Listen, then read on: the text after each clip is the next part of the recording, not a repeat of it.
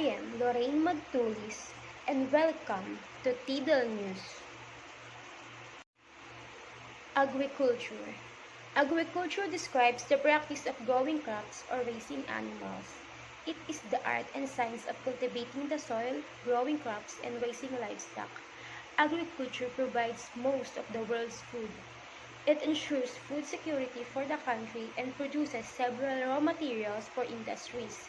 That is why agriculture plays an essential role in sustaining and driving the economy. It is the backbone of everything that drives us. Industries is the most important aspect of the economy that refers to the production of an economic good or services. The processing of raw materials to finished goods and provision for services is done by the industries. Three major factors are required: raw materials, labor, and capital. Developing countries needs industrialization to free themselves from the adverse effect of fluctuations in the price of primary products and import manufactured goods. These are the impact of industrialization. Major role in economic development for developing countries, provided a secure basis for rapid growth of income, help in raising the standard of living, provided employment and meeting high demands. It also brings technological progress and change in the outlook of the people. Some other benefits are gain employment opportunities, development of agriculture sector, useful for foreign trade, higher standard of living, and useful for defense of country. El Niño is a climate pattern that describes the unusual warming of surface water in the eastern tropical Pacific Ocean. An El Niño condition occurs when surface water in the equatorial Pacific becomes warmer than average. It affects crop production because it disrupts normal weather patterns. Harvest of crops may be delayed because of decreased rainfalls. The El Niño creates water shortage and have a negative impact on the crop production. Drought can deplete water stores for animals and other farm uses. The depletion of water availability in soils causes significant declines in crops and livestock productivity. In addition, surface and groundwater supplies may decline during drought, affecting water availability and increasing costs to access water for crop or forage irrigation and watering livestock.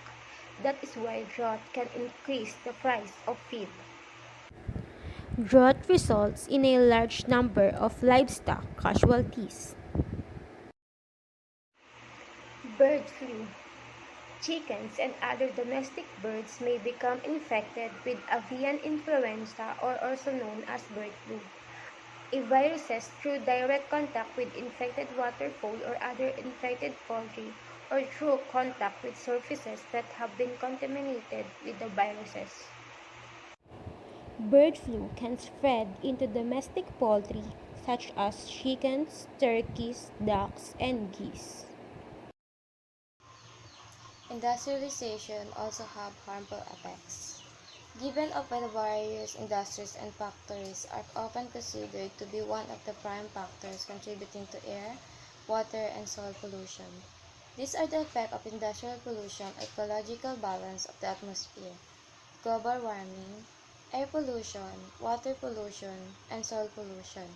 But it is not only the environment, but also human and other living things. Pollution causes a number of environmental effects, in addition to the effects on humans and animals' health. Despite of the benefits of industrialization, there are setbacks. The major one being is poor infrastructure acting as a hindrance to the growth of developing countries. Also, the inefficient public sector has led to corruption and therefore lowered the quality of production and industrialization. There is also a lack of skilled labor which has slowed down the process of industrialization. Factory workers are exposed to the toxic chemicals. In order to develop the economy, it needs structural change through industrialization in meeting high income demands.